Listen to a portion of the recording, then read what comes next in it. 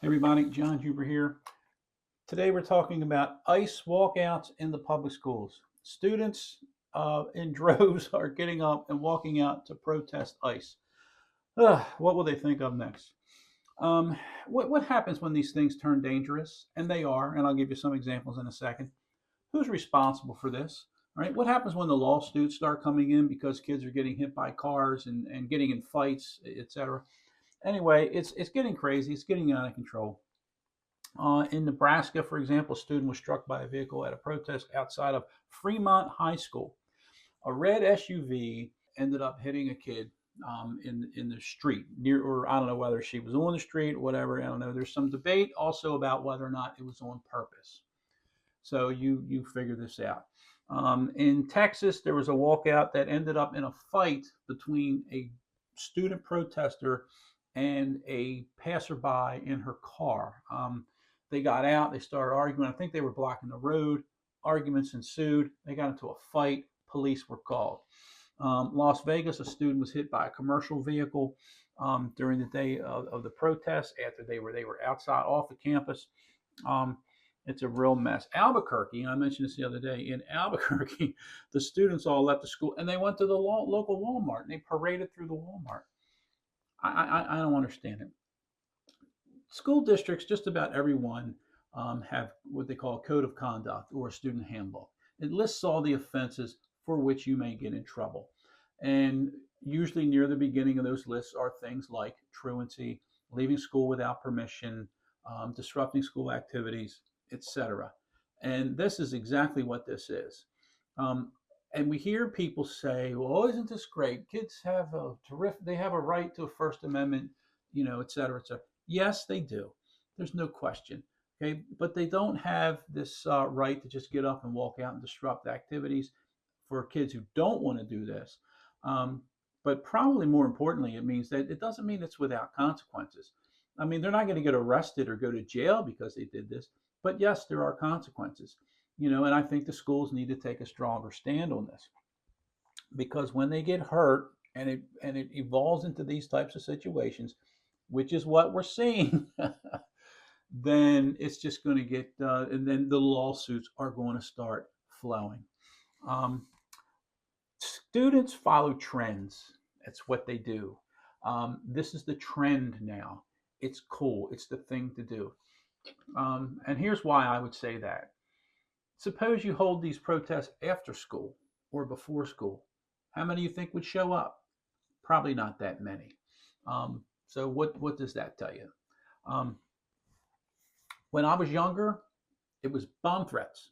Remember that? We get the bomb threats, and then every now and again, the fire bell will go off and find it was a bomb threat.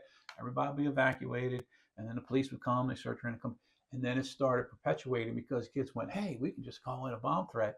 Well, of course, the technology of finding out who made that call put it into that real fast. And needless to say, we don't have bomb threats anymore.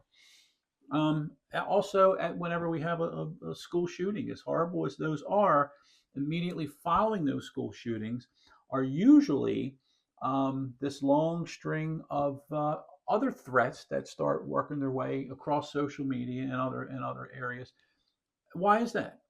All right. Why is that? Because it's the thing to do. It causes disruption, and that's what kids like to do. When I was in Baltimore, in the Baltimore area, at a middle school one time, there was one of these. It had to do, I believe, it had to do with the Freddie Gray thing in Baltimore. I can't remember exactly, but the kids wanted to walk out, and this was middle school, and I didn't say one way or the other. I said, well, I wouldn't recommend it, and of course they did, but not a lot of them. A bunch of them, and I went outside with them because I was I was in charge. I had to make sure that they were going to be okay. I wasn't going to let them run down into the busy street where we were. And they got out there. Half of them had no idea what they were at. They didn't know. It was, there were a handful of kids who this was important to them because they were actively demonstrating against social injustice. But then the majority of them, it was just like, hey, we're going to go outside. And once they got outside, what did they do? They ran around, they played kickball, and they didn't want to go back inside and go back to work. So um, it's it's a difficult situation for schools to be in. And here's another angle. What happens when we have special needs kids who get caught up in this turmoil and they go outside? What about someone who's on the autism spectrum who goes out and leaves and who has a history of elopement from the building and they run away and they get disappeared? Where's the law? Who's responsible for that? There's just so much that can go wrong with these folks. And schools need to not promote it, and they need to take some action on this. And they need to hold kids accountable. What I believe they could do is they could plan safe, supported things for whatever they want to support, right? And you can't pick one over the other. Fine, you want to protest ICE? Fine. After school we'll go out at the flag court. We'll have a big thing. We'll call the local media, get them, but they're not going to show up, right? Because they're not going to miss football practice or band practice, and they're not going to go field hockey practice, lacrosse practice. They're not going to do that. They got to work. They got to do this. They got they got things. But during the day, no problem. We have a First Amendment right. So, anyway, I hope this helps. I hope school systems can soon get on board and start figuring this thing out, because it's just going to get worse if nothing comes of it. Anyway, I hope this helps. So today we're talking about ICE walkouts in the public schools. Have a great day.